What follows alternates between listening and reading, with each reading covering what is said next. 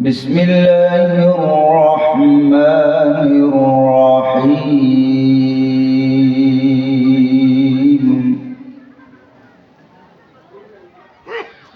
والضحى والليل إذا سجى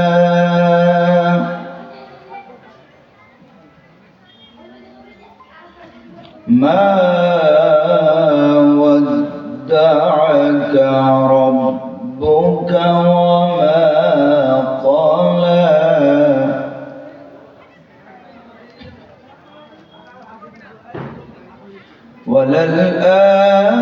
وللآخرة خير لك من الأولى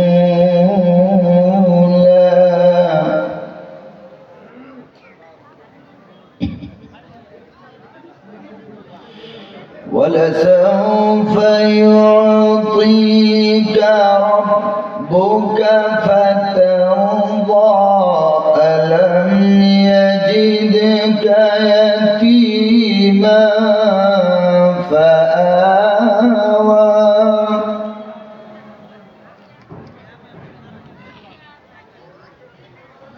ووجدك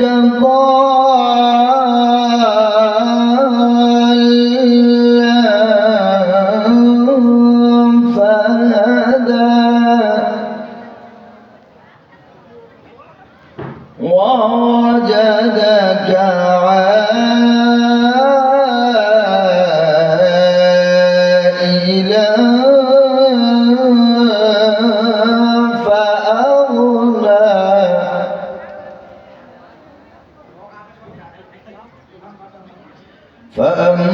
فأما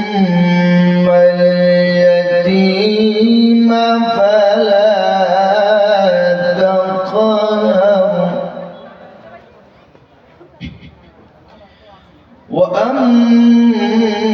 وأما السائل فلا تنهر وأما بنعمة ربك فحدث صدق الله العظيم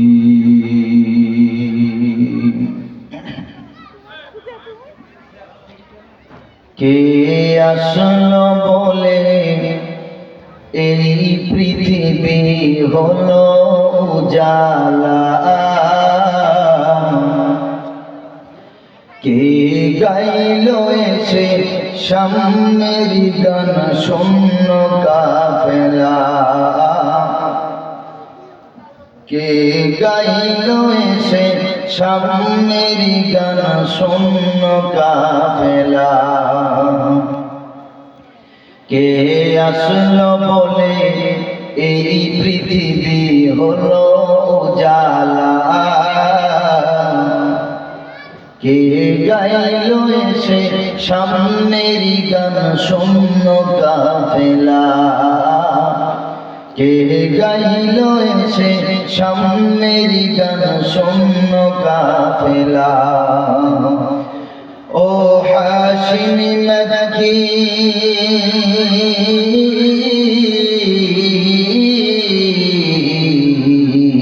ও হাশিমি মক্কি মদনী শাহে Medina oh নূরে নবী নূরে নবী নূরে Medina oh নূরে নবী নূরে নবী নূরে মদিনা ও নূরে মদিনা আল্লাহর ফরমান फरमान अलम नशरह लक सदरा कुरलेन बयान देखो कुरान व रफअना लक जिक्रा अल्लाहर फरमान अलम नशरह लक सदरा कुरलेन बयान देखो कुरान व रफअना लक जिक्रा সেই রসূলে আরবী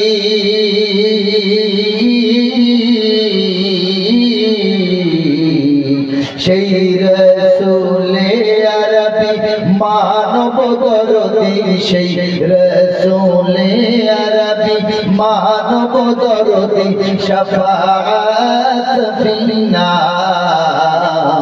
ও নূরে নবী নূরে নবী নূরে মদিনা ও নূরে নবী নূরে নবী নূরে মদিনা কে আসলো বলে এই পৃথিবী হলো উজালা কে গাইলো এসে সামনেরই গান শূন্য কাফেলা ও হাশিমি মক্কি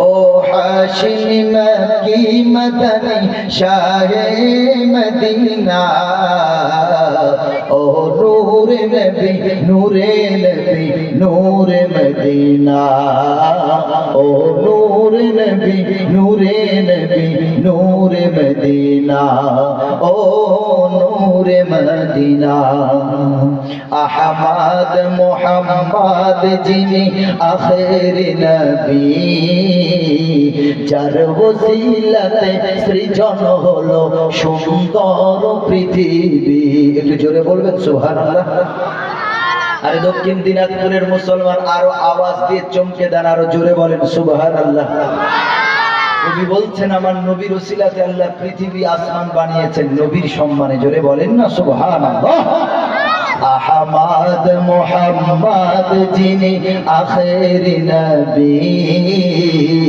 যার ওসিলাতে সৃজন হলো সুন্দর পৃথিবী আহমদ মুহাম্মদ যিনি আখির নবী যার ওসিলাতে সৃজন হলো সুন্দর পৃথিবী যার চেহারা নুরানি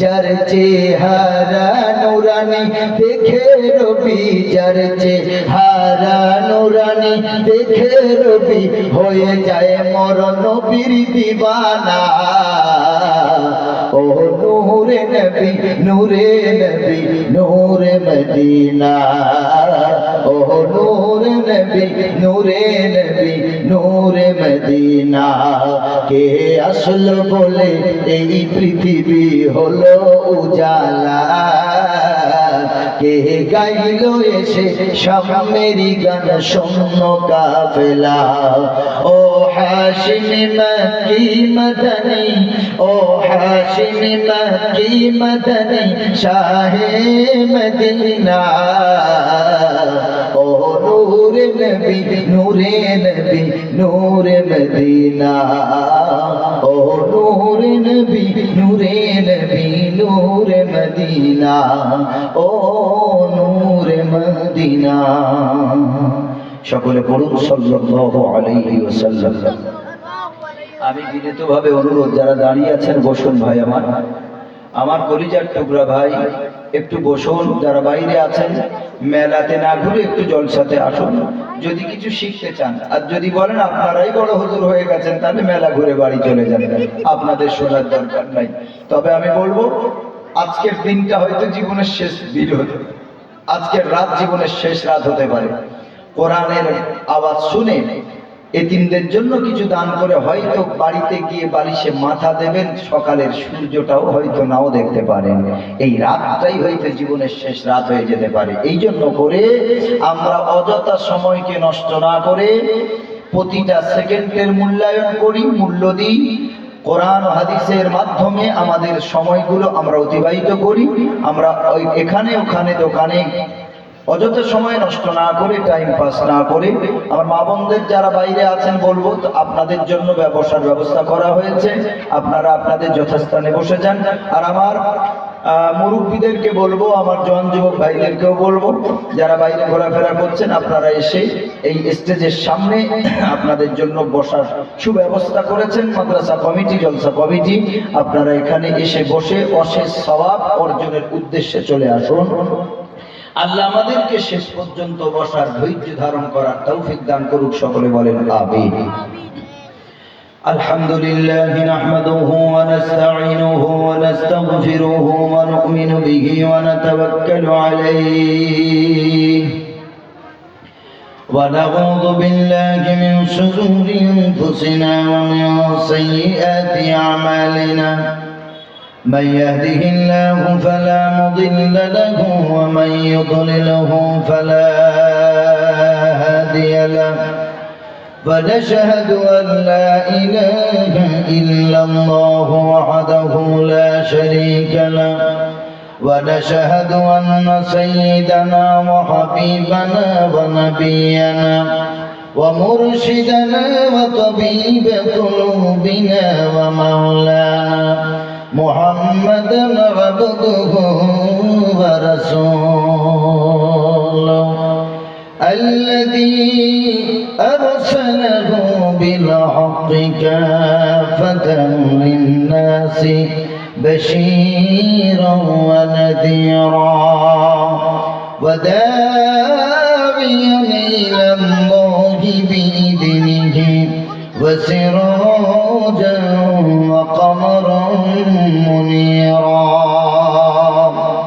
أما بعد فقد قال الله تعالى في كلامه المجيد وفي فرقانه الحميد. أعوذ بالله من الشيطان الرجيم. بسم الله الرحمن الرحيم. قل لئن اجتمعت الإنس والجن على أن يأتوا بمثل هذا القرآن لا يأتون بمثله ولو كان بعضهم لبعض ظهيرا. وقال النبي صلى الله عليه وسلم الماهر بالقرآن مع السفرة الكرام بررا والذي يقرأ القرآن ويتتعتع فيه وهو عليه شاق له أجران. إن الله ملائكته يصلون على النبي يا أيها الذين آمنوا صلوا عليه وسلموا تسليما. اللهم صل على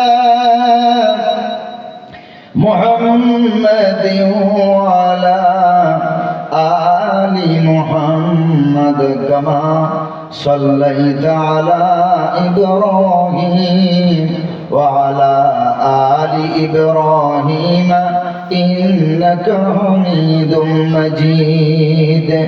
اللهم بارك على محمد وعلى آل محمد كما باركت على إبراهيم وعلى آل إبراهيم إنك حميد مجيد. तुम स्कूल में पढ़ो कॉलेज में पढ़ो कुछ नहीं नुकसान. तुम स्कूल में पढ़ो कॉलेज में पढ़ो कुछ नहीं नुकसान इस्लाम की तमाम हुदूद जब करो फरमान इस्लाम की तमाम हुदूद जब करो फरमान इस स्कूलों में पढ़कर जब कुरान भूल गया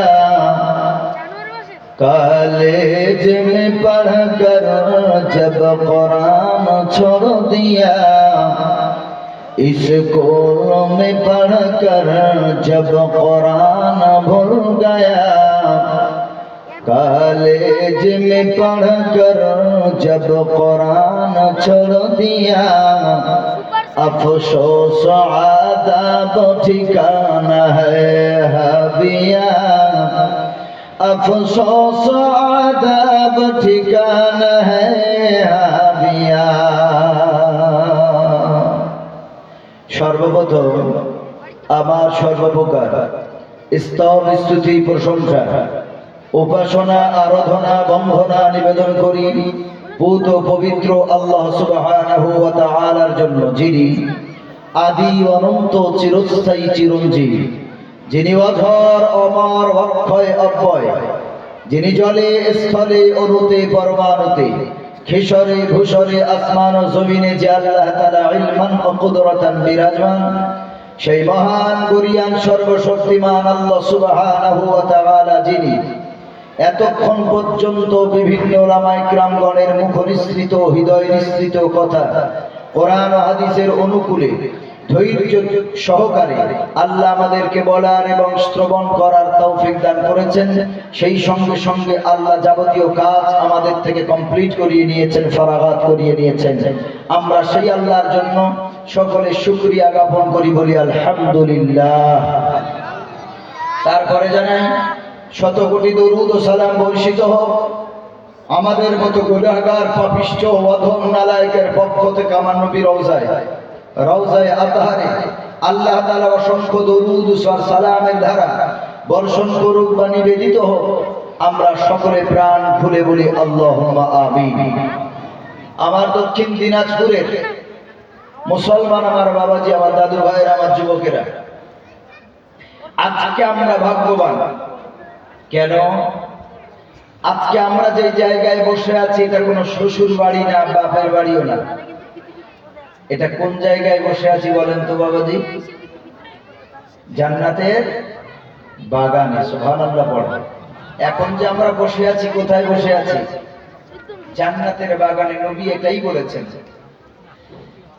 তবে কত বড় ভাগ্যবান শুধু জান্নাতের বাগান না মাদ্রাসার কোরআনের হাফেজ ছেলেরা এই মাঠে প্রতিদিন আসরের নামাজ পড়ে তারা খেলা করে তাদের পায়ের ধুলি এই মাটিতে পড়ে আছে আর আমাদের মতো বেনামাজি সুদখোর ঘুষখোর আমাদের মতো বেঈমানেরা সেই হাফেজ কোরআনের পায়ের তলার ধুলির উপরে আমরা বসতে পেরেছি আলহামদুলিল্লাহ পড়ে আরে যাদের পায়ের তলায় ফেরেশতা ডানা বিছিয়ে রাখে তাদের পায়ের ধুলিতে আমরা কি করে বসে আছি কত বড় সৌভাগ্য ভাগ্যের অধিকারী হলে আল্লাহ এই জায়গায় বসার তৌফিক এনায়েত করেন আলহামদুলিল্লাহ আমরা এখন বসে আছি জান্নাতের বাগানে হাফেজদের পায়ের ধুলির উপরে সুবহানাল্লাহ বিহামদি এই জায়গায় বসার ভাগ্য সবার হয় না তবে বলে রাখি এই যে মাঝখানে যে ফাঁকা ফাঁকা জায়গাগুলো আছে এই জায়গাগুলো যদি একটু পূর্ণ করেন তাহলে দেখতে ভালো লাগবে না খারাপ লাগবে বাবাজি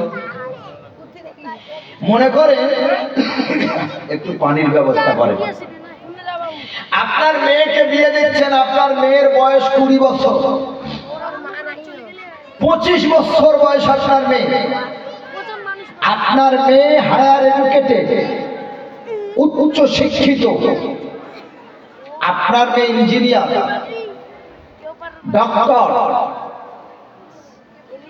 আপনি কেমন জামাই খুঁজবেন আপনার মেয়ে ডক্টর আর আপনি একটা মেথরের ছেলের সাথে বিয়ে দেবেন তা তো হতে পারে না আপনার মেয়ে ইঞ্জিনিয়ার আর আপনি একজন ভ্যান চালকের ছেলের সাথে বিয়ে দেবেন তা তো হতে পারে না কারণ নবী বলেছেন বিয়ে যখন দেবে তখন দেখে নেবে ধন সম্পদ তোমার যেমন তার তেমন আছে কিনা 19-20 হলেও অসুবিধা নাই। বলি মালিহা, ধন সম্পদের কথা বলা আছে। বলতে ঠিক আছে মা, তোর জন্য আমি তোর জন্য পারফেক্ট, যেমন ছেলে হলে তোর জন্য মানানসই হবে তেমন ছেলে তোর জন্য খোঁজ লাগাবো। বহু যারা বিয়ে দেয়, এই ঘটককে বলা হলো, একজন বলল শোনো মেয়ের বয়স কত? বলো 25 বছর। বলো ছেলে আছে আলহামদুলিল্লাহ, মাত্র বয়স 35 বছর। কত বছর বয়স? 35 ইয়ার্স ওল্ড, 25 বছর বয়স। কি করে ছেলে? বলল পাইলট, প্লেন চালায়, মাইনে কত? 1.5 লক্ষ টাকা। বিসমিল্লাহ, খুব আনন্দ। এই জামাই কেউ হাতছাড়া করবে নাকি? হ্যাঁ, এই জামাই কেউ হাতছাড়া করবে? আপনারা হলে করবেন? আমি মনিরুল ইসলাম হলে করব? ঠিক আছে আলহামদুলিল্লাহ, এরকম তো চাচ্ছিলাম। মেয়েটারও খবর দেওয়া হলো, মেয়েটারও ছবি পাঠানো হলো, ছবি দেখে মেয়েও খুশ। কিন্তু যেদিন দেখতে এলো ছেলেটা এসেছে, মেয়েটাকে যখন সাজিয়ে গুজিয়ে বসানো হলো, মেয়েটা একটু মাথা তুলে দেখলো ছেলের চারিদিকে চুল আছে, মাঝখানে ফাঁকা। কথা বুঝতে পেরেছেন বাবা?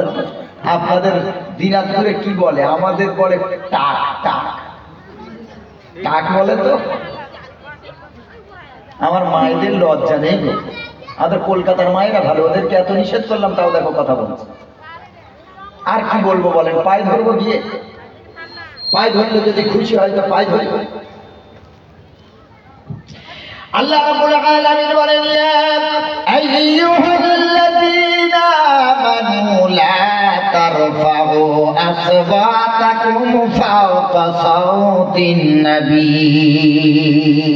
ওয়া লা তাজহারু লাহু বিল ক্বাল কাজহারি বা'দিকুম লিবা'দ লা তাহাবাতা আমালুকুম ওয়া আনতুম লা তাশউরুন। আল্লাহ রাব্বুল আলামিন বলেন, যেখানে নবীর কথা হয়, সাউন্ডটা তো ঠিক ছিল, আবার এরকম গড়বড় করলো কেন? এতক্ষণ বলতে ভালো লাগছে। আল্লাহ রাব্বুল আলামিন বলেন, যেখানে নবীর কথা হয়, আল্লাহর কথা হয়, খবরদার আমার নবীর আলোচনার উপরে তোমাদের কণ্ঠস্বর যেন উঁচু না হয়। বেঈমান এসেছে, নবীকে ডাকছে, মোহাম্মদ, আমার আল্লাহ খুব রেগে গেলে। মক্কার মানুষেরা শোন, একে অপরকে যেভাবে তোমরা ডাকো, আমার নবীকে ডাকো না। আর আমার নবীকে ডাকতে গিয়ে তোমাদের গলার আওয়াজ যেন উঁচু হয়ে না যায়, যদি বলেন সুবহানাল্লাহ। যদি যায়, তুমি নামাজ পড়ো আর স্বামীর খেদমত করো। কপালকারী করে দিয়েছো নামাজ পড়ে, 7 বার হজ করেছো খোদার কসম, তারপরে আল্লাহ তাআলা বলেন একটা আমল তোমার কবুল হবে না, সব শেষ। এরপরেও যদি মায়েরা কথা বলে তাহলে আমার আর কিছু বলার নাই। আল্লাহর কথা হবে, নবীর কথা হবে, সেইখানে নির্লজ্জের মতো কথা বলবেন, একটা আলেমের কথা শুনবেন না। তাহলে আপনাদের ঈমান আছে কিনা আমার সন্দেহ আছে। সাবধান, একটা জবান বলবেন না। যারা বাচ্চা নিয়ে এসেছেন, বাচ্চা যদি কাঁদে বাড়ি চলে যান, ইনশাআল্লাহ সারাক্ষণ বসে শুনলে যেই সওয়াব হতো, আমার আল্লাহ তাআলা ওয়াকারনা ফি বুয়ুতিকুন্না, আল্লাহ বলেছেন তোমরা বাড়িতে থাকো। মেয়েরা মসজিদে স্বামীরা যাবে, তোমরা যেতে পারবে না। তবে না যেতে পারার কারণেও মসজিদে গিয়ে নামাজ পড়লে যেই সওয়াব, বাড়িতে ঢুকে সওয়াব, নামাজ পড়লে সেই সওয়াব। জোরে বলেন সুবহানাল্লাহ। সওয়াবের দিকে কমতি নাই, সওয়াবের দিকে কমতি নাই। আমার মায়েরা, যদি বাচ্চারা ডিস্টার্ব করে আপনারা বাড়িতে চলে যান, মাইকে বাড়িতে বসে বসে শোনেন, ইনশাআল্লাহ আল্লাহ সওয়াব দান করবেন, আর কেউ কথা বলবেন না। আমি বলতেছিলাম ছেলেটার সব দিক কোয়ালিফাইড, সব দিকে পাকা, কোনো দিকে কম নাই। মেয়েটা মাথা তুলে দেখলো ছেলেটার চতুর্দিকে চুল আছে, মাঝখানে ফাঁকা। ছেলে পক্ষ থেকে চলে গেল। মেয়ের বাপ মা তো বিশাল খুশি, 1.5 লক্ষ টাকা মাইনে। মেয়ে এবার ঘরে ঢুকে ওর মাকে জড়িয়ে কাঁদতে শুরু করেছে। মা বলছে, কি রে কাঁদিস কেন? বলো, মা 1.5 লক্ষ মাইনে পাক আর 1.5 কোটি মাইনে পাক, একে আমি স্বামী বানাতে পারবো না। বললো, কেন? বললো, আমি আমার সোসাইটিতে মুখ দেখাবো কি করে? এইরকম টাকাওয়ালা জামাই নিয়ে কেউ চলতে পারে? টাকার দরকার নাই, হ্যান্ডসাম স্বামী চাই। তো আপনারা চতুর্দিকটা ভরে রেখেছেন, মাঝখানে টাগলা করে রেখেছেন। কি বলেন বাবাজি? চতুর্দিকে চুলে ভরা, মাঝখানে টাক। এই টাক চলবে, টাক তাড়াতাড়ি পুরো করেন, তাহলে সুন্দর লাগবে ইনশাল্লাহ। আসেন বাবাজি, সামনের টাকটা পুরো করি, সামনের টাকটা পুরো করি। আসেন, জুতো যে চুরি করবে কপালে গজব পড়ে যাবে। মোবাইল যে চুরি করবে এমন বজ্রাঘাত করবে, জীবন আর উঠতে পারবে না। চিন্তা করবেন না বাবাজি, পুরো করেন। আমার নবীর হাদিস, নবী বলেছেন 3টে জায়গা খালি রাখতে নাই। নাম্বার 1, নামাজের কাতারে যখন দাঁড়াবে মাঝখানে ফাঁকা রাখবে না। নাম্বার 2, স্বামী আর স্ত্রী যখন ঘুমাবে বাইনা যাওয়াই, স্বামী স্ত্রীর মাঝখানে ফাঁকা রাখবে না। হুন্না লিবাসুল লাকুম ওয়া আনতুম লিবাসুল লাহুন্না। স্বামী স্ত্রীর ভূষণ, স্ত্রী স্বামীর ভূষণ। এই জন্য স্বামী স্ত্রী জড়িয়ে ধরে ঘুমাবে। জোরে বলেন সুবহানাল্লাহ। নাম্বার 3, যেইখানে দিনের আলোচনা হয়, কোরআন হাদিসের কথা হয়, একদম গায়ে গায়ে বসবেন, বসলে সওয়াব হবে আর ঠান্ডাও লাগবে না ইনশাআল্লাহ। আসেন, চলে আসি, পিছনের ভাইরা চলে আসি। নবীজি বলেন, একটা নবীর একটা সুন্নত যদি আমল করেন, পালন করেন, একটা হাদিস যদি আমল করেন, আল্লাহর নবী বলছেন একটা সুন্নত আমল করলে 100 শহীদের সওয়াব। জোরে বলেন সুবহানাল্লাহ। কটা শহীদের সওয়াব? 100টা শহীদের সওয়াব। তাহলে একটা নবীর হাদিস আমল করবেন, এই জায়গাটা পূরণ করলে 100 শহীদের সওয়াব। আর নবীর হাদিসটা শুনিয়ে দিয়েছি, এর পরেও যদি আমল না করেন তাহলে নবীর প্রতি প্রেম আছে কিনা আমার জানা নাই। নবী বলছেন একটা হাদিস আমল করে 100 শহীদের সওয়াব আল্লাহ লিখে দেবেন। এখনো পর্যন্ত কেমন বসে আছে দেখেন পিছনে, বলছি কানে যায় না? আপনারা শুনতে পাচ্ছেন না? ভালো না লাগলে উঠে চলে যাবে। হাদিস শোনাচ্ছে, কি করতে এসেছে? 33 বছর বয়স বা অত্যন্ত রাগী। এই সময় যুবক বয়স তো একটু রাগ বেশি হয়, চড়া হয়। ক্ষমা চাই, ক্ষমা করে দেবেন। ভালোভাবে বলছি, জায়গা পূরণ করেন যাতে বড় ছোট কথা না বলতে হয়। আপনার দাদার বয়সী, ভাইয়ের বয়সী, নাতির বয়সী, ছেলের বয়সী, বড় ছোট কথা বলতে চাই না। জায়গা পূরণ করেন। আমার নবীকে যদি প্রেম করেন, নবীর সাথে যদি ভালোবাসা রাখতে চান, কানেকশন রাখতে চান, তো নবীর হাদিসটা আমল করেন। উঠে আসেন তাড়াতাড়ি, তাড়াতাড়ি পিছন থেকে উঠে সামনে আসেন।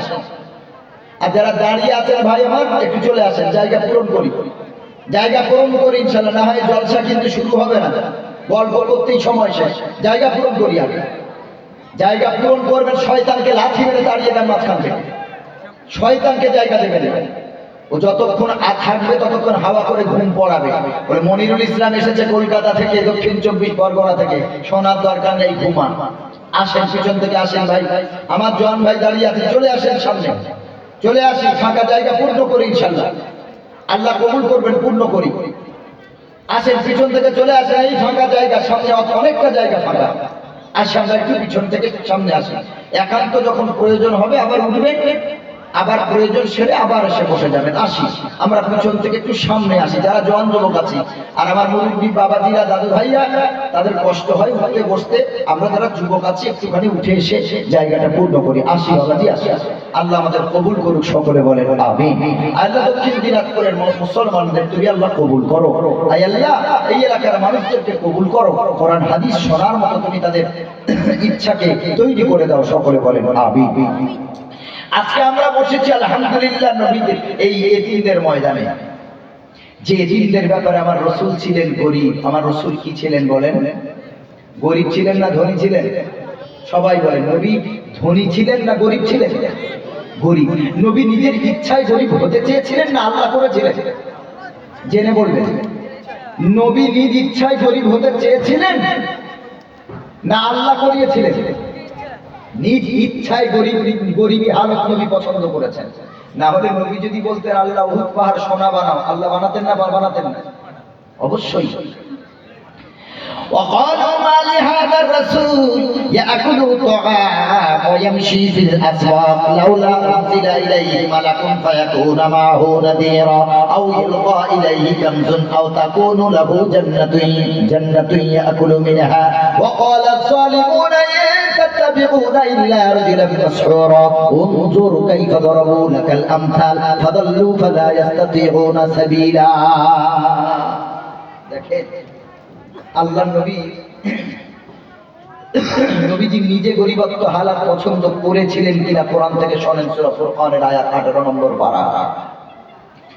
যখন নবীজি কাবা শরীফের গায়ে হেলান দিয়ে যখন আল্লাহর নবী কোরআন তেলাওয়াত করছেন, পৃথিবীর সর্বশ্রেষ্ঠ কিতাব কোরআন, নবীজি তার মুখে কোরআন তেলাওয়াত করছেন, জোরে বলেন সুবহানাল্লাহ। দাউদ নবী যখন জাবুর তেলাওয়াত করতেন উড়ন্ত পাখি বসে যেত সুবহানাল্লাহ পড়ে। তাহলে আমার নবীর জবানের তেলাওয়াতটা কেমন হবে একটু চিন্তা করেন। দাউদ নবীর তেলাওয়াত যদি নদীর মাছ উঠে এসে শুনতে চায়, পাখি উড়ন্ত পাখি বসে যদি শুনতে চায়, তো আমার নবীর তেলাওয়াত কেমন হবে? সুবহানাল্লাহ। মক্কার কাফেররা বলল, এ বিদেশি হাজিরা, হজ করতে এসেছিস, কোনো বাধা নাই, অসুবিধা নাই, তবে এবছর মক্কার কাছাকাছি যাবি না, একটু দূর থেকে তাওয়াফ করে বাড়ি চলে যাবি। কেন হে মক্কার কুরাইশ ভাই? বললো এই মক্কায় একটা পাগলের উদ্ভব হয়েছে, একটা পাগল এসেছে যার নাম হলো মুহাম্মদ, মায়ের নাম হলো আমিনা, বিশ্ব বড় জাদুঘর, নাউজুবিল্লাহ পড়ে, বিশ্ব বড় জাদুঘর, তার দিকে তাকাবি না, তার কাছে যাবি না, যদি যাও তার জাদুর প্রভাবে তোমরা প্রভাবিত হবে। খবরদার, তোমরা দূর থেকে হজ করবে, আর ওখানে যে বসে আছে লোকটার কাছে যাবে না, ওটা পাগল, বদ্ধ পাগল। এখন মানুষের একটা বৈশিষ্ট্য হলো যে বিষয়ে যাকে নিষেধ করা হয় সেই বিষয়ের প্রতি তার অ্যাট্রাকশন আরো বাড়ে। ঠিক বলছি না ভুল বলেন? যে বিষয়টাকে নিষেধ করা হয় তার প্রতি তার মানে আকর্ষণ আরো বাড়ে না কমে? এতদিন মিষ্টি খেতে ভালো লাগলো না, এতদিন তারা আলু তেমন খেত না, সুগার ধরা পড়েছে, ডাক্তার বলেছে মিষ্টি খাবি না, আলু খাবি না, খুব তাড়াতাড়ি মিনহা খলাকনাকুম হয়ে যাবে। নিষেধ করার পর শীতের সময় গুড়ের রসগোল্লা খেতে বড় মন চায়, নিষেধ করার পর বিরিয়ানির আলু খেতে বড় মন চায়। একসঙ্গে বিবি আর স্বামী বিয়ে বাড়িতে বসেছে, বিরিয়ানি খাবে, বিরিয়ানি আলু ছাড়া ভালো লাগে না, জমে না। যখন স্বামীটা আলুর দিকে হাত বাড়ায়, বিবিটাই কনুই দিয়ে ধরতাম, তোর পিছনে খেটে খেটে আমি মরছি, 2 বেলা রুটি করে করে, এই শীতকালে রাত্রে বেলা ভাত তৈরি করে আবার রুটি, তো টাইম টাইম ওষুধ খাওয়ানো, তোর হিসেবে ভাত, হিসেবে তোর জন্য নরম করে রান্না করা, তোর পিছনে খেটে খেটে মরছি, আপনি আলুর দিকে হাত বাড়াচ্ছি। সাবধান, আজ থেকে টাইমে খানা বন্ধ করে দেবো, আর রুটি দেবো না, ভাত খেয়ে চুলার বেড়ায় মরবি। ঠিক বাবাজি? কপালে আলু জোটে না।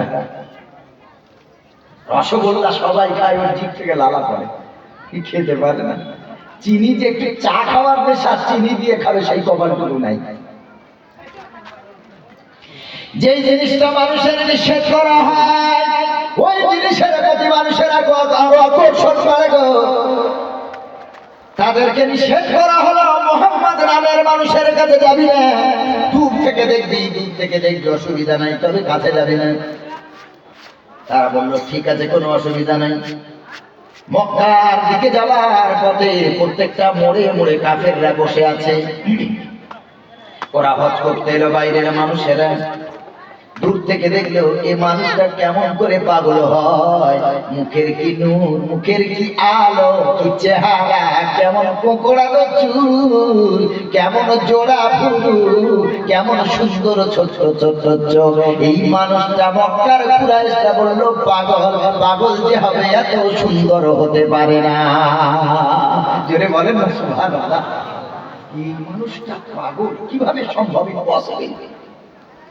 অসম্ভব যে পাগল হবে, তার কাপড় তার খেয়াল থাকে, তার মাথার চুল কিভাবে পরিপাটি করবে, সুন্দর করবে, খেয়াল থাকবে।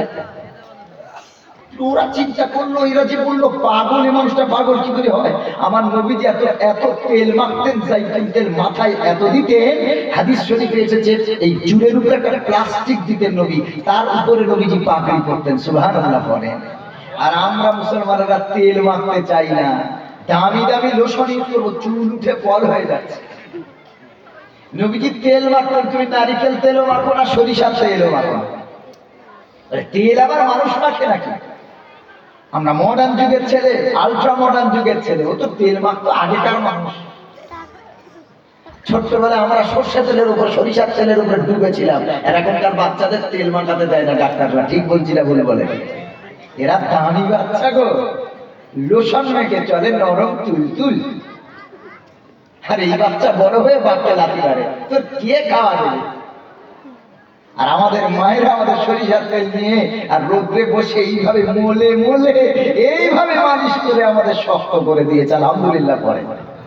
আর এখন তো আরো সব করতে হয় না, শুধু একটু লোশন লাগবে বাবা, চাঙ্গা হয়ে যায়। এখনকার মায়েদের আর কষ্ট আছে নাকি?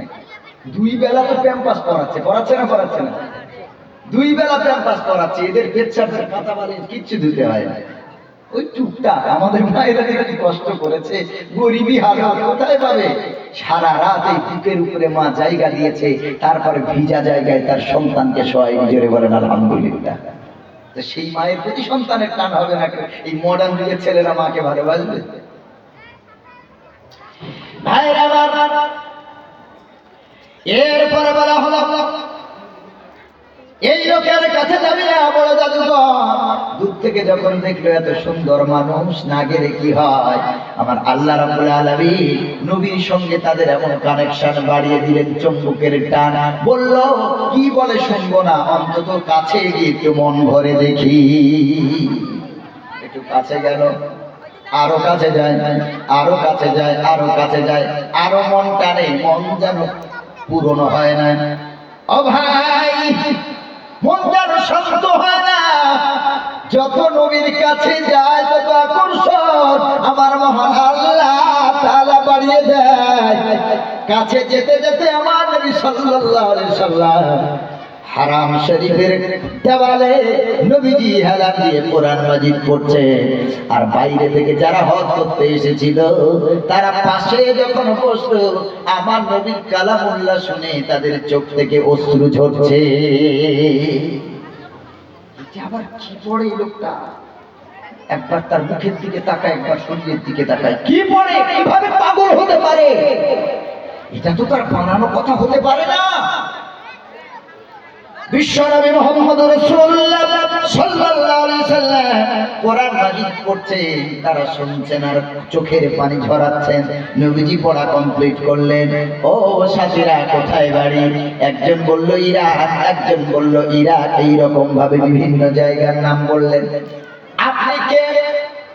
আপনার স্বপ্রিয় মানুষেরা আপনার কাছে আসতে নিষেধ করেছে, তবে আমরা যখন আপনাকে দূর থেকে দেখলাম, আপনার আরো কাছে কাছাকাছি হওয়ার জন্য মনটা টানলো। কাছে আস্তে আস্তে আপনার কাছে এসে এমন কিছু শুনলাম, চোখের পানি ঝরে গেল। আপনি কে? আপনার আসল পরিচয়টা কি? নবীজি বলেন, শোনো গো, বিদেশি হাদিস হলো, আমি হলাম আমিরের সন্তান, আখিরি পয়গম্বর। আমার নাম হলো মুহাম্মদুর রাসূলুল্লাহ সাল্লাল্লাহু আলাইহি ওয়াসাল্লাম। পৌত্তরিকতা ছেড়ে দাও, এক আল্লাহকে আল্লাহ বলে মেনে নাও। আমি সত্য নবী, আমার হাতে ইসলাম কবুল করে নাও। যারা হজ করতে এসেছিল আমার নবীকে, নবীর হাতে হাত দিয়ে ইসলাম কবুল করে নবীকে শেষ নবী বলে মেনে নিয়েছে। এরপর যখন হজ করে ফিরছে, যে মোড়ে মোড়ে কাফেররা বসেছিল, ওরা তখন বলছে এই যেটা নিষেধ করেছিলাম সেইটাই করে বসলি। আমার নবী তাদের কাছে জিকির শিখিয়ে দিলেন, তারা জিকির করতে করতে যাচ্ছে, দরুদ পড়তে পড়তে যাচ্ছে। কি রে তোরা কি পড়িস? বলে ওই তো মুহাম্মদ যা শিখিয়ে দিয়েছে আমরা তাই পড়ি। জোরে বলেন সুবহানাল্লাহ। আর তোদের যেতে নিষেধ করলাম, দেখলি তো তার জাদুর প্রভাবে তোরা প্রভাবিত হলি। বলো না, উনি জাদুকর না, উনি হলেন আল্লাহর শ্রেষ্ঠ পয়গম্বর। জোরে বলেন সুবহানাল্লাহ। এই কাফেরগুলো তখন বলছে কি করে পয়গম্বর হয়? وقالوا ما لهذا الرسول, কিভাবে রাসূল হবে? তোরা যে বলছিস সে রাসূল, আচ্ছা বলতো দেখি। এবার কিভাবে ব্রেন ওয়াশ করছে দেখেন। وقالوا ما لهذا الرسول, কাফেররা বলল কিভাবে রাসূল হতে পারে? ইয়াকুলুত তাআম, আমরাও খানা খাই সেও খানা খায়, তবে রাসূল হলে আমাদের মতো খানা কেমনে খায়? ও দিনাজপুরের মুসলমান, আমার নবীজি মানুষ ছিলেন না আগে এটা বলেন। জি, ফেরেশতা তো না, মানুষ। আমাদের মতো আমাদের যেই সম্মান সেই সম্মান নাকি নাকি নাউজুবিল্লাহ, মানুষ ঠিক আমাদের মতো। তাহলে মানুষ যদি হতে হয় তাহলে পৃথিবীতে তার খানা পিনার দরকার আছে না? তাহলে এটা কেমন যুক্তি হয় যে সে আমাদের মতো খানা খায়? শুধু আমাদের মতো খানা খায় না, আমরা যেমন বাজার ঘাটে যাই, বাজার করতে যাই, মুহাম্মদ যদি রাসূল হবে আমাদের মতো বাজার কেমন করে করে? ভাই গো, স্বামী হিসেবে আমার দায়িত্ব, আমার বিবি বাচ্চার দায়িত্ব আল্লাহ আমার কাঁধে তুলে দিয়েছে। নবীজির বিবি ছিল না, সন্তান ছিল না, তাই নবীজি বাজার না করলে এখন ভণ্ড পীর অনেক আছে। হাক্কানি পীরদের ব্যাপারে বলছে না, ভণ্ড পীর আছে না? নাই? পীরের নামে ভণ্ডামি চলে না? চলে না? হ্যাঁ, বিশাল ভূমি, কি গো, রোজগার করতে হয় না, বিশাল একটা দরগা খুলে বসে আছে, মাজার করে বসে আছে, আর কয়েকটা সব ভাঁড় বসিয়ে রেখেছে বস্তা। মুরিদরা বলে নামাজ পড়ে কি হবে, পীরের সেবা কর, জান্নাতে পেয়ে যাবি। গিয়ে হুজুরের হাতে, পীরের হাতে হাজার হাজার টাকার বান্ডিল ধরিয়ে দিচ্ছে, মাথা নিচু করে হুজুর দোয়া দেন, জান্নাতে চলে যাবে। জান্নাত হুজুরের মামার বাড়ি নাকি? না আল্লাহর কাছ থেকে কন্ট্রাক্ট নিয়ে এসছে হুজুর জান্নাতের? কি মনে হয় আপনাদের? আরে ও জান্নাতে যাবে কিনা ও জানে না, ও আমাদের কি করে জান্নাত দিতে পারবে? কত এরকম পীরের নামে ভণ্ডামি চলছে, খেটে খায় না, শুধু হাদিয়া নিয়ে সারা বছর চলছে। সারা বছর না, সারা জীবন চলছে। আছে না নাই বলেন? এমন কোন নবী দেখান যার উম্মতের হাদিয়া খেয়ে বেঁচেছিলেন, কাজকর্ম করেন নাই? একটা দেখান। এমন কোন সাহাবী দেখান যিনি কর্ম করে খাননি, তার অনুসারীদের কাছ থেকে হাদিয়া নিয়ে সারা জীবন চালিয়েছেন? কোন আজ পর্যন্ত শুনেছেন এমন কোন কথা? হ্যাঁ, কোন নবী ছাগল চড়িয়েছেন, কোন নবী গরু চড়িয়েছেন, কোন নবী খামারের কাজ করেছেন, কোন নবী কৃষি কাজ করেছেন, এইভাবে বিভিন্ন কর্ম করেছেন। আর নবীর চেয়ে পীর বড় হয়ে গেছে, শুধু হাদিয়া নিয়ে ঘুরি মোটা করেছে। ঠিক বলছি না ভুল বলেন? এসব ভণ্ড। কত বছর, তার আগের বছর ওই আসামের মায়াং বলে একটা জায়গা, মরিগাঁও ডিস্ট্রিক্টে, ওখানে এক মাদ্রাসায় জলসা করলাম। করার পর সকালবেলা ফ্লাইট আছে, ফজরের নামাজ পড়ে বলল, হুজুর আমাদের এলাকায় 33টা পীর আছে। কটা পীর? 33টা পীর। আমি সেটাই বলে, জি হুজুর, আল্লাহর কসম মিথ্যা বলছি না, আল্লাহ নিজেই বলেছেন লানাতুল্লাহি আলাল কাযিবিন, মিথ্যুকের উপরে আল্লাহর অভিশাপ, লানত বর্ষিত হয়। বলো 33টা পীর আছে, বলে একটা দুটো দেখি, সত্য দেখার সময় হবে না। সব 2-3টে বাড়ি দেখলাম, বাইরে থেকে সব মালা ঝোলানো, আর বড় পীর আব্দুল কাদের জিলানী রহমাতুল্লাহ ওই রকম একটা ছবি রেখে তাতে সব মালা টালা ঝুলিয়ে সব। তো বললো, হুজুর এই 33টা পীরের একজনও নামাজ পড়ে না। কি বলেন বাবা? দিয়ে পীর নাকি? জোরে বলেন, পীর নাকি? এই যে পীর হবে, নবীর সুন্নতের আদর্শে তার জীবনটা আদর্শিত হবে, নবীর সুন্নতের বাইরে সে চলবে না। আমি বললাম, তো এদের মুরিদ আছে? বললো, হ্যাঁ মুরিদ তাও আছে। বলে তারাও নামাজ পড়ে না? পীর পড়ে না তো মুরিদের তো, মুরিদ কি বাদ বহু দূর হয়। কি আশ্চর্য কথা! বললো কোরআন থেকে দলিল দিয়েছে নামাজ আল্লাহ পড়ার কথা কোরআনে বলেননি, নামাজের কাছে যেতেও আল্লাহ নিষেধ করেছেন। নাউজুবিল্লাহ পড়ে। আমি বললাম সে কি? বলে হ্যাঁ, তারা কোরআন থেকে দলিল দিয়েছে। বলে কোথায় দলিলটা তারা পেল? বলে ওই তো সূরা বানী ইসরাঈলে আল্লাহ কোরআন মাজিদে বলেছেন, ওয়ালা তাকরাবুস সালাত, নামাজ পড়া তো দূরের কথা, নামাজের কাছেও যাবি না। নাউজুবিল্লাহ পড়ে না। বলে কথা তো সত্য, কিন্তু ডাল মে কুছ কালা হ্যায়। কথা সত্য, মতলব খারাপ। আল্লাহ বলেছেন ঠিকই, কি লা তাকরাবুস সালাত, আমাদের কাছে যাবি না। কিন্তু পরেরটা গোপন করেছে। আল্লাহ বলেছেন ওয়া আনতুম সুকারা, যখন তুমি নেশা অবস্থায় থাকবে ওই সময় নামাজের কাছে যাবে না। যদি বলেন সুবহানাল্লাহ। ওরা পরেরটাকে গোপন করেছে, আগেরটা দিয়ে দলিল। ওটা মদ হারাম হওয়ার আগের আয়াত, তখন মদ হারাম হয়নি। কিছু সাহাবী তারা হাদিসে আছে নামাজ পড়তে গিয়ে সূরা কেরাতে একটু গোলমাল হয়ে গেছে, নেশা করে নামাজে। তখন তো মদ হারাম হয়নি, মদ খেয়ে নামাজ পড়তে শুরু করেছেন, সূরাতে একটু উল্টো পাল্টা হয়ে গেছে, ভুল পড়েছেন। আল্লাহ সাথে সাথে আয়াতটা নাযিল করলেন যে নামাজ যখন পড়বে তখন কিন্তু ড্রিঙ্ক করে থাকবে না, নেশা করে থাকবে না, নেশা অবস্থায় নামাজের কাছেও যাবে না। ওরে ও ভণ্ড বাবা, ওরে ও গেছো বাবা, রোজ হাসরে দেখবে তোমার কোন বাবা। ওরে ও ভণ্ড বাবা, ওরে ও গেছো বাবা। বাবা লাভ করে গাছে ওঠে, আটা ওঠে না, হ্যাঁ, শিকল করে বিশাল মুখ রেখে বিশ্ব গাঁজার পোলকে টান কাটে। নামাজের ধারে ধারে নাম মাজার থেকে দেখায়, লম্বা লম্বা চুল রেখেছে শিকল পরা সারা গায়। নামাজের ধারে ধারে নাম মাজার থেকে দেখায়, লম্বা লম্বা চুল রেখেছে শিকল পরা সারা গায়। গোপে মুখ ঢেকেছে, এত বড় বড় গোপ ঠোঁট দেখা যায় না। গোপে মুখ ঢেকেছে, গোপে মুখ ঢেকেছে, চেনা যায় না কি কারবার। ওরে ও ভণ্ড বাবা, ওরে ও গেছো বাবা, রোজ হাসরে দেখবে তোমার কোন বাবা।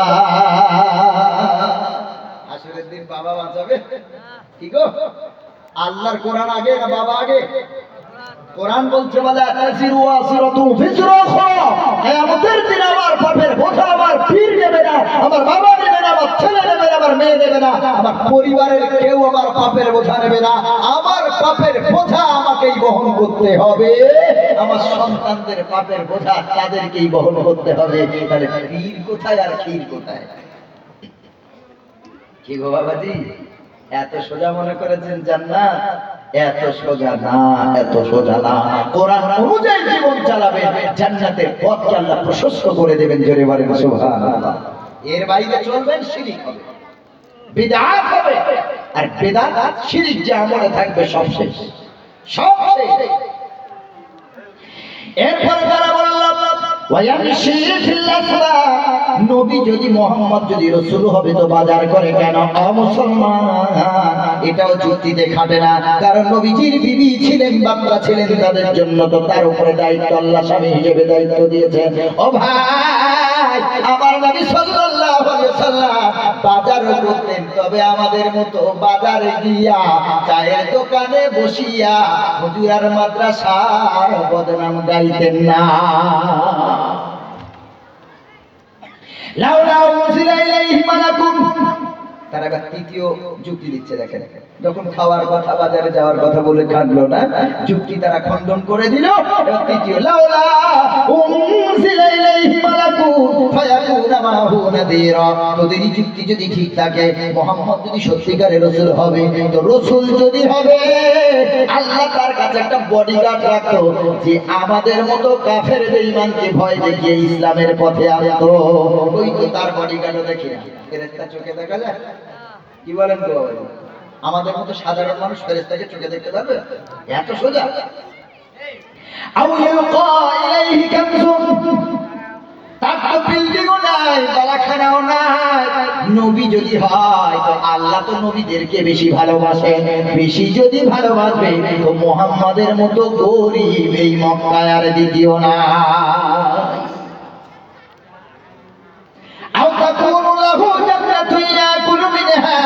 তার তো বড় বড় বাগান নাই, যে বাগান থেকে সে খাদ্য আহরণ করবে। কারণ মক্কা মদিনায় মেন ব্যবসা হলো খেজুরের। কিসের বলে? খেজুর। মক্কা চেয়ে মদিনা আরো বেশি।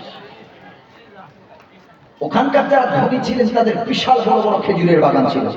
তারা চতুর্থ নম্বর যুক্তি বলছে, যদি মোহাম্মদ নবী হবে, তোরা যদি বলিস নবী, তাহলে কই তার তো বড় বড় বাগানও নাই যে বাগান থেকে সে খাদ্য আহরণ করবে, বিক্রি করবে, এটাও তো দেখি না। وقال الظالمون إن تتبعون إلا رجلا مسحورا। এবারে জালিমরা বলছে, শোন, তোরা হলে বদ্ধ পাগল, পাগল না হলে জাদুঘরের হাতে হাত দিয়ে কেউ নবী বলে মেনে নেয়? তোরা যারা ইত্তেবা করলি, ইল্লা রাজুলান মাসহুরা, সেই মানুষটা হলো জাদুঘর। নাউযুবিল্লাহ। তোরা একটা জাদুঘরকে মেনেছিস, তার জাদু প্রভাবিত হয়েছিস, তোদের মাথা মগজ এখন জাদু কাজ করছে। কিভাবে বোঝাচ্ছে? ভাইরা আমার নবী ব্যথিত হলেন, নবীজি দুঃখ পেলেন।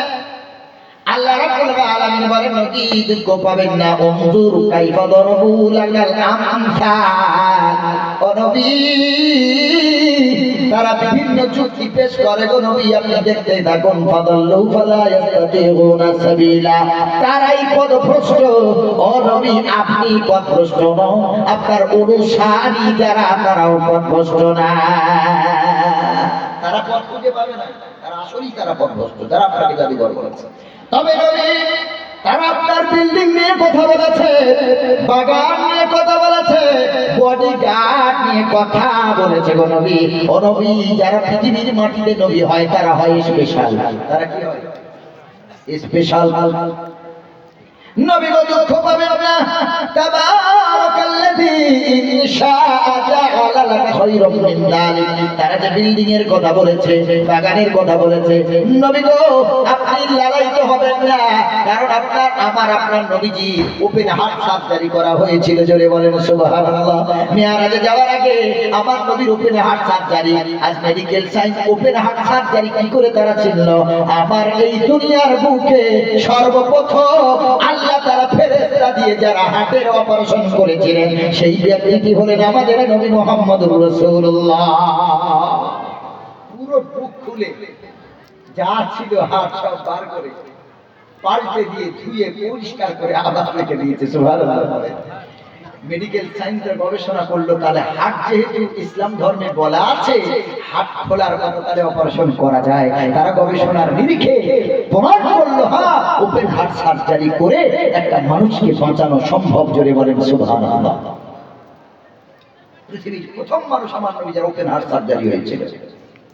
ভাইরা আমার, তাই আমার নবীর ভিতরে কোনো লোভ লালসা ছিল না। আল্লাহ বলে, নবী ব্যথিত হবেন না। তাবারাকাল্লাযী, আমি আল্লাহ, আমার জন্য আপনি শুকরিয়া আদায় করুন, আমার জন্য আপনি শুকরিয়া আদায় করুন। আমি আল্লাহ যদি চাইতাম, ইনশাআ জাআলা লাকা খায়রাম মিন যালিক, তারা যে বিল্ডিং বাগানের কথা বলেছে, আমি আল্লাহ যদি চাইতাম তার থেকে আরো বহু গুণে ভালো কিছু দিতে পারতাম। সুবহানাল্লাহ।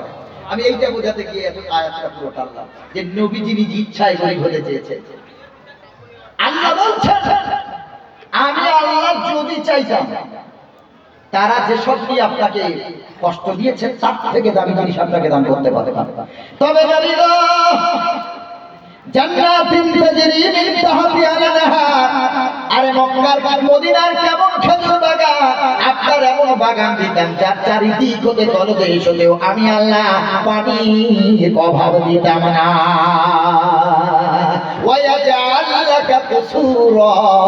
আর আমি আল্লাহ মক্কার মাটিতে শুধু নয়, সারা ওয়ার্ল্ডের ভিতরে আপনার বিল্ডিংটা সব থেকে দামি বানিয়ে দিতাম।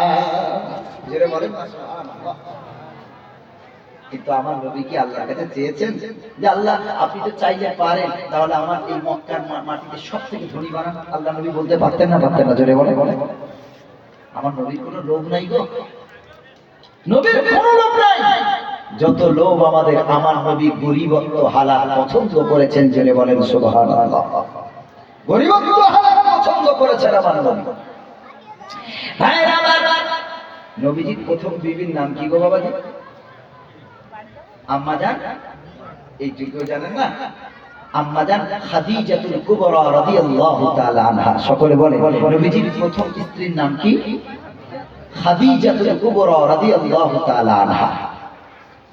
আচ্ছা, আপনাদের যদি জানা থাকে বলবেন, এই আম্মাজান খাদিজাতুল কুবরা রাদিয়াল্লাহু তাআলা আনহা ধনী ছিলেন না গরীব ছিলেন? মক্কার জমিনে সেই সময় টপ লেভেলের রিচ লেডি ছিলেন এই আম্মাজান খাদিজাতুল কুবরা রাদিয়াল্লাহু তাআলা। তার আন্ডারে কয়েকশো মজুর কাজ করত। সুবহানাল্লাহ। তার মধ্যে ছিল আমার রাসূল। দেখেন, আমার রাসূলও কর্ম করে খেয়েছেন। কাপড়ের টুকরি এইভাবে কাঁধে নিয়ে বয়ে বয়ে যেতেন। তখন তো সাইকেল নেই, ভ্যান নেই, সব নাই, উট ছিল যানবাহন হিসেবে। আল্লাহর নবী গরিবত্ব হারাম পছন্দ করেছেন। নবীজি সাল্লাল্লাহু আলাইহি সাল্লামের ভিতরে লোভ ছিল না গো ভাই। নবীজি আম্মাজান খাদিজার আন্ডারে কাজ করতে, আর সব থেকে যতজন আম্মাজানের আন্ডারে কাজ করতে সব থেকে বেশি প্রফিট আনতেন আমার নবী সাল্লাল্লাহু আলাইহি সাল্লাম। সব থেকে লাভ বেশি করতেন, ব্যবসা ভালো করতেন, হিকমত দিয়ে ব্যবসা করতেন, টেকনিক ব্যবহার করতেন। আমরা তো মিথ্যা ব্যবহার করি। আমরা কি ব্যবহার করি বলে? মিথ্যা। একটা কাপড় 100 টাকা দিয়ে কিনেছেন, বিক্রি করছেন 500, ওটা আপনার ব্যক্তিগত ব্যাপার। আপনার 100 টাকার কাপড় 1000 বিক্রি করেন, কে আপনাকে বাধা দেবে? কিন্তু আপনি কাস্টমার ঠেকাতে গিয়ে বলেন, ভাই কাস্টমারকে যখন 500 টাকা দাম বলেন, কাস্টমার বলে ভাই 450 রাখেন না, একটু কমান না। তখন আপনি বলেন, ভাই 400 টাকায় কিনেছি, 450-তে দেওয়া যায়, মাত্র 50 টাকা লাভে ছাড়া যায়। 20 টাকা লাভে তুমি ঘরের মানুষ, 20 টাকা লাভে ছাড়ছি, খোঁজ নিয়ে দেখো ও কাপড়ের দাম 100 টাকা। তুমি মিথ্যা বললে কেন?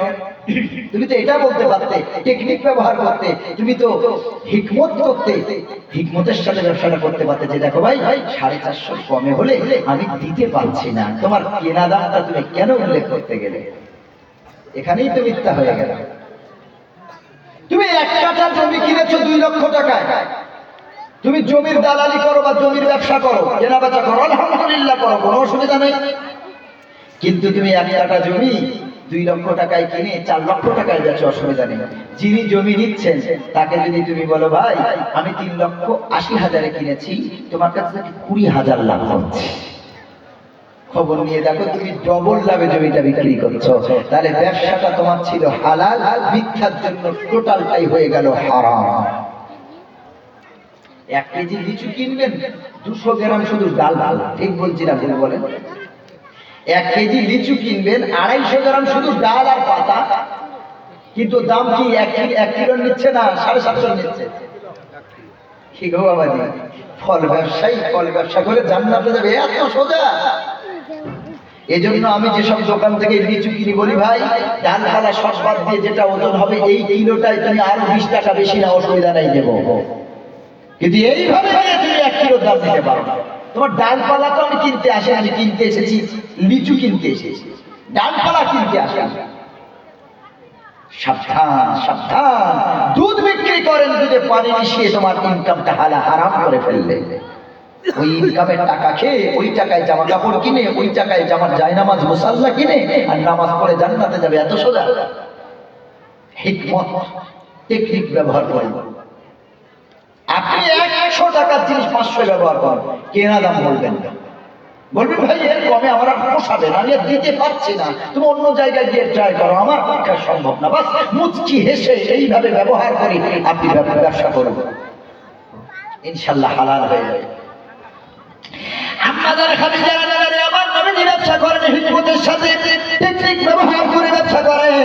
আর সন্ধ্যাবেলা বা সপ্তাহ পরে যখন আসে, কোনটা কাপড় কটা কাপড় নিয়ে গেছিলেন, কোন কাপড়ে কত টাকা লাভ করলেন, কোন কাপড় কত টাকায় বিক্রি হলো, প্রতিটা পাই হিসেবে আমার আম্মাজান খাদিজার কাছে নবীজি বুঝে দিতে। প্রথম মারি আল্লাহর নবী খাদিজার মন জিতে নিয়েছেন, জোরে বলেন সুবহানাল্লাহ। খাদিজা মনে করছেন ছেলেটা কি এত বিনয়, এত বিনম্র, এত ভদ্র, এত সভ্য। কিন্তু মনে করলে চুরি করে নিতে পারতো, আরো তো মজুর যারা ছিল তারা চুরি করে, কিন্তু মোহাম্মদ নামের ছেলেটাকে তো এইসব দেখি না। এ যা ব্যবসা করে, এ যা প্রফিট করে, এ তো নিজে নিয়ে অনেক বড় লোক হতে পারতো। খাদিজার অন্তরটা আমার নবীর সঙ্গে আস্তে আস্তে আকর্ষণ শুরু হয়ে গেল, জোরে বলেন না সুবহানাল্লাহ। এখন একটা ছেলে যদি একটা মেয়ে অথবা একটা মেয়ে যদি একটা ছেলের প্রতি অ্যাট্রাক্টেড হয়ে যায়, আকর্ষণ হয়, তখন দেখবেন একটা ছেলে মনে করেন একটা মেয়েকে ভালো লেগে গেছে, মেয়েটা ওই ছেলেটার বাড়ির কাছ থেকে প্রতিদিন স্কুলে যায়, টিউশনে যায়, বাইরে যায়, কোন টাইমে যায় ছেলেটাকে একটু সেই ঘড়িতে দেখে রাখে। ঠিক বলছি না ভুলে বলে? ওই সময় ওর হাজার কাজ থাকলেও পেটের ক্ষুধা যদি চোঁচো করে, তারপরেও মা ভাত করে এগুলো রাখো মা, 10টা বাজে আমার পরীটা আমার জানলার সামনে থেকে হেঁটে যাবে, জানলাটা খুলে রেখেছি, এক পলক দেখবো, তারপরে খানা খাবো।